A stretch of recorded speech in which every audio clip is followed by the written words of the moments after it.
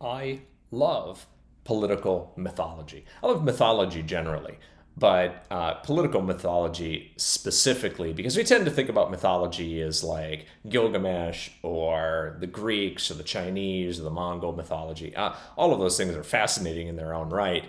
But we tend to think about those things as like, well, ancient people did those things, and we don't do those things anymore. We're way more sophisticated than that. Well, that's a whole lot of bullshit, and we know it. This chapter on Franklin Delano Roosevelt is all about modern political mythology. And there's so many different ways we could talk about Franklin Roosevelt. Obviously, if you think, it's marketer in chief, we would think, well, the most important thing were the fireside chats and the communication during World War II and during the Great Depression.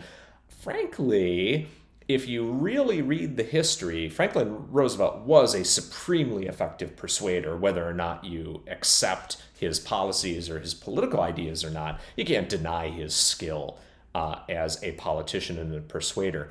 But when you look at the innovations, the fireside chat, Coolidge and Herbert Hoover. If you look at the managing the media and managing the press, McKinley. If you think about the public persona, Roosevelt. Teddy Roosevelt, not Franklin. So there's so many things that Franklin Roosevelt took and molded into his own and kind of supercharged, but none of those innovations in communication or persuasion were really new. They were all amplified by him. So I thought, well, that's not quite as interesting. And the more I looked into Roosevelt's life, the more it became interesting what the stories were being told and the stories we thought. And the biggest one was that President Roosevelt's disability, that he couldn't walk, that he had polio and he was essentially immobile, was that people didn't know that and it was fake. And I want to challenge that absolutely people knew it, and it was, I walked through the evidence that we absolutely knew it, and why do we believe that?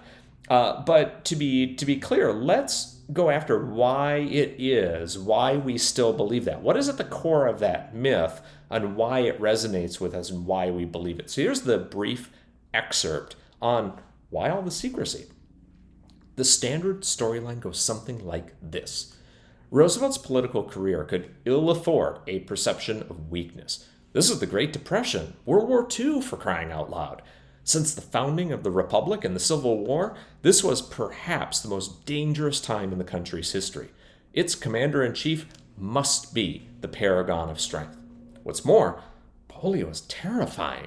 Images of the iron lung and the word infantile in Roosevelt's diagnosis were images no politician wanted associated with their career.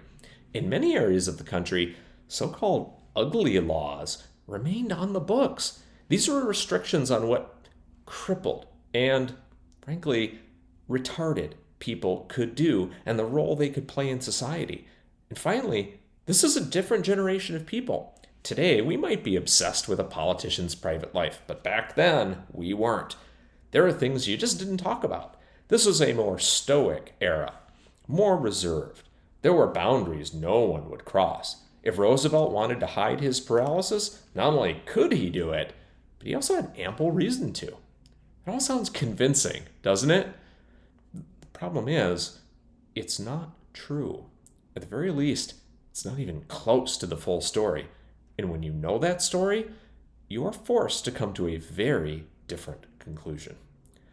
This one's fun. A few times in this series, I've talked about how fun it is to be wrong, and this is one of those times where to be able to learn something new that I didn't know before, and that was completely wrong, and that actually by knowing it just explains a way that persuasion works and our minds work and our collective minds and our individual minds work.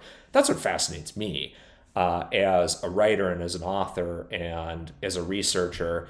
That's why I'm in the field I'm in. I'm in advertising because I love the process of persuasion and how it works. And human beings are endlessly fascinating to me. And this is one of those times where understanding this story gives you a glimpse into the human condition and how we understand each other that very few other things do. So you will enjoy this chapter on Franklin Roosevelt for sure. There are plenty of other end notes in there where I go for additional information. So you'll enjoy it.